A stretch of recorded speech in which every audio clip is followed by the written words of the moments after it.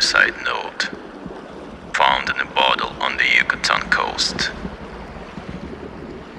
written by Karl Heinrich Graf von Altburg Ehrenstein, a lieutenant commander in the German Empire Navy,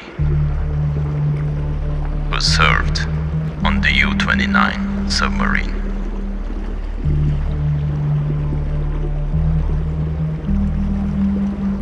In June 1970, during World War I, the U-21 sank the British merchant ship Victoria en route from New York to Liverpool in the Atlantic Ocean.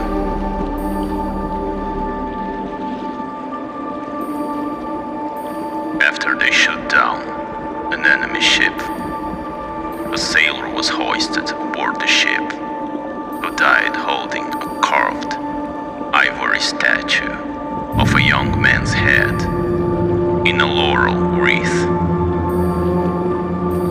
As the dead man was thrown overboard, there occurred two incidents which created much disturbance among the crew.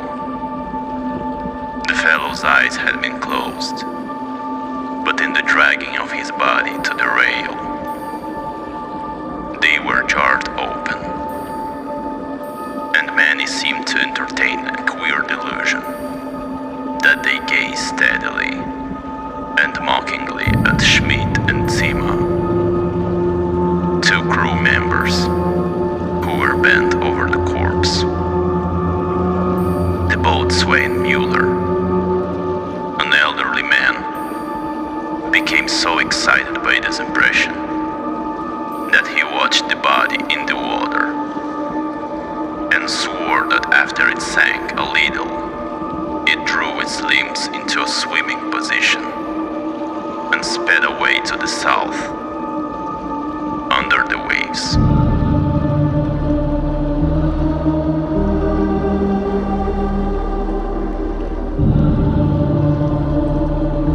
The submarine began to hunt for the liner called Dacia, mentioned in information from agents in New York.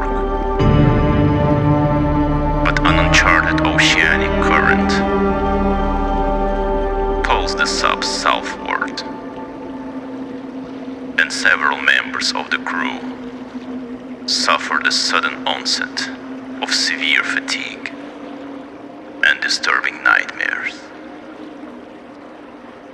One even claims to have seen the dead seaman from the freighter staring at him through the portholes. Lieutenant Commander Altberg had him brutally whipped, rejecting the pleas from some of his men to discard the ivory charm. He eventually resorts to executing a couple of them when it is clear that they have gone insane from fright, ostensibly to maintain discipline. The crew missed Dacia, so the course was set for the German naval base, Wilhelmshaven. En route, there was an explosion in the engine room, leaving the crew without the ability to navigate.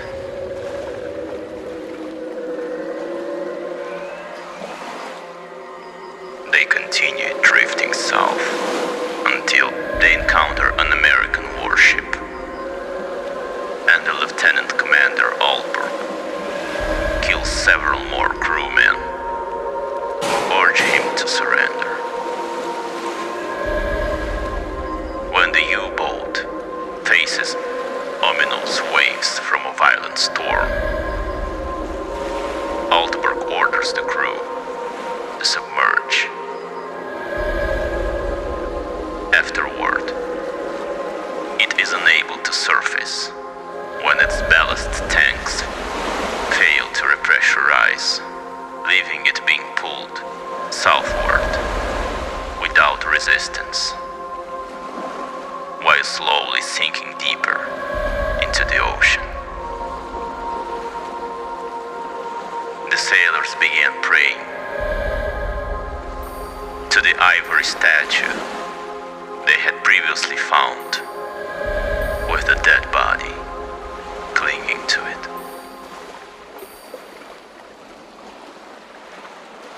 Mueller raved about the dead man behind the porthole.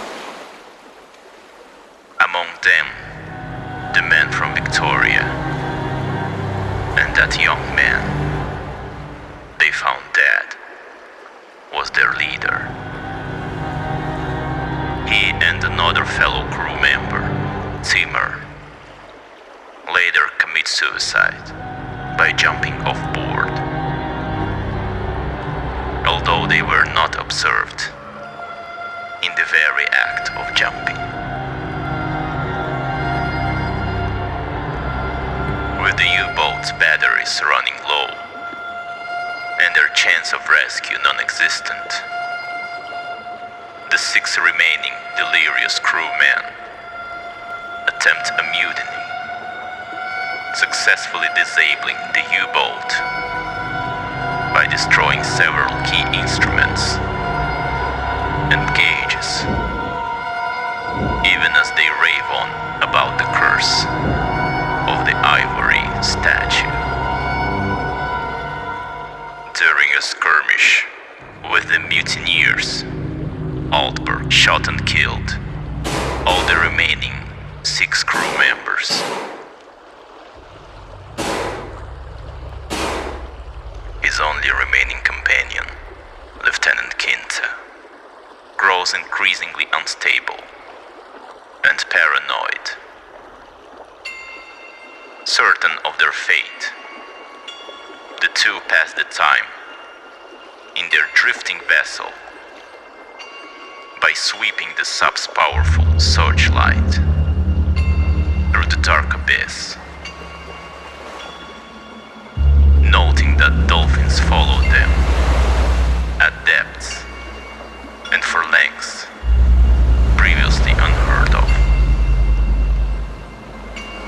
Soon after, Quinta goes completely mad. He mumbles something like, "He's calling, he's calling." Unable to soothe his insane companion and unwilling to join him in suicide, Lieutenant Commander Altberg agrees to operate the airlock, grateful to send Quinta to an assured death in the airless, crushing pressure of the deep.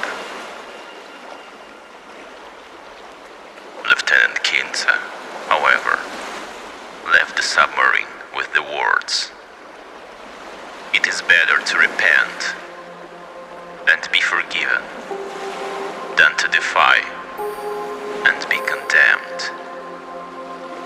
If I am mad, it is mercy.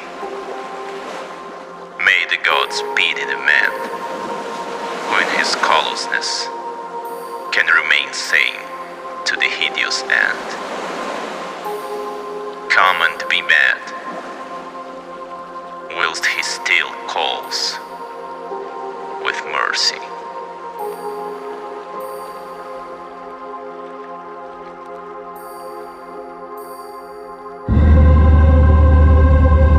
When the submarine reaches the ocean floor, Altberg sees the ruins of an ancient city.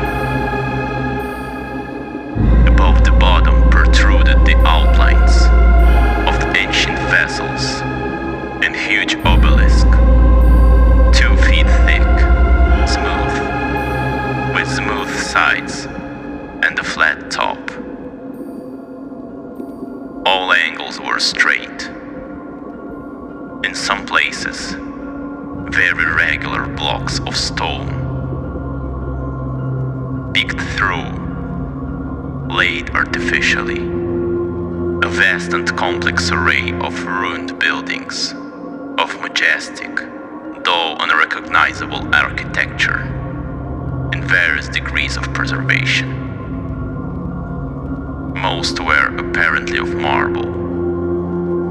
The overall plan spoke of a vast city at the bottom of a narrow valley, with countless secluded temples and villas on gentle slopes.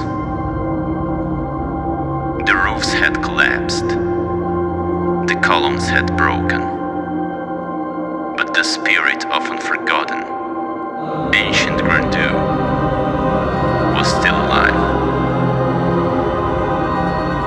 Aldburg hears rhythmic music and a haunting oral hymn coming from beyond. The windows and entrance of the underwater temple burned with phosphorescent light, as if from a mighty lamp inside. Deciding that it is the ruins of Atlantis, and overcome with excitement, Aldburg dons a deep-sea diving suit, exploring the breathtaking, indescribable beauty of the ruined city, and discovering a mysterious rock-hewn temple, amazed to find the image of the ivory carving within. He spends the next couple of days in darkness as the sub's last reserves of battery power and air are expanded. In the end, he acknowledges that even with his mighty German will, he is no longer able to resist the powerful visions and auditory hallucinations, nor his madness-inspired impulse to depart his U-boat and enter the temple, now impossibly illuminated, but what seems to be a flickering altar flame.